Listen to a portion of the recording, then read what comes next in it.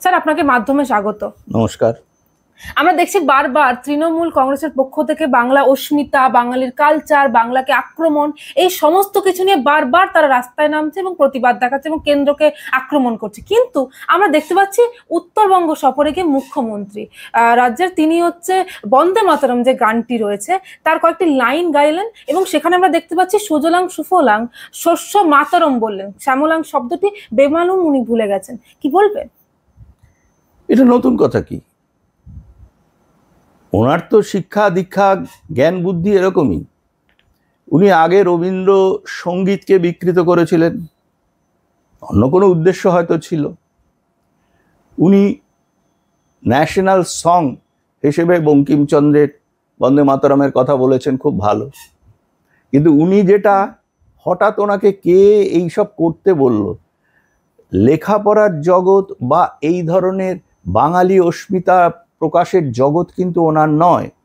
ওনার যে জগৎ, সেই জগতে আমাদের মতো লোকেদের প্রবেশাধিকার নেই, আমাদের স্পৃহাও নেই প্রবেশে। কিন্তু উনি যখন অনধিকার চর্চা করেন এখানে ঢুকে, তখন ওনার থেকে বড় হাস্যাস্পদ কেউ হয় না। এবং ওনার এই বক্তব্যগুলোকে ওনার যে চটিচাটা সংবাদ মাধ্যম যারা প্রচার করে, ওনার যে সুবিধাভোগী ভৃত্যের দল প্রচার করে, তারাও কিন্তু জনসাধারণের কাছে হাস্যাস্পদ হন। সুজলাং সুফলাং মলয়জ শীতলাং শস্য শ্যামলাং মাতরম, উনি বললেন কি শস্য কি মাতরম, শ্যামলাংটা বাদ দিয়ে দিলেন। তো উনি এটা স্বাভাবিক কারণেই করছেন। এবং বাঙালি অস্মিতার কথা যে বলেছ, উনি অস্মিতা মানে জানেন না, আমি তো বলছি। এখন আমি বললাম, উনি হয়তো কোনো একজন কাউকে জিজ্ঞেস করে দেখবেন, আবার সেই জিজ্ঞেস করা লোকটার জ্ঞান বুদ্ধির ওপরে সেগুলো ডিপেন্ড করবে।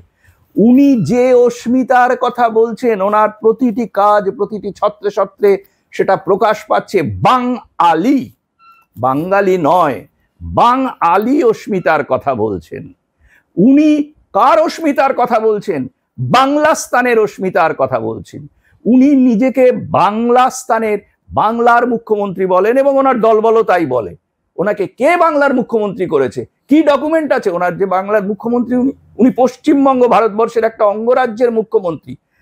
ওনার মননে আছে বাংলাস্তান, ওনার স্বপনে আছে বাংলাস্তান, সেই জন্য উনি বাংলার মুখ্যমন্ত্রী বলছেন।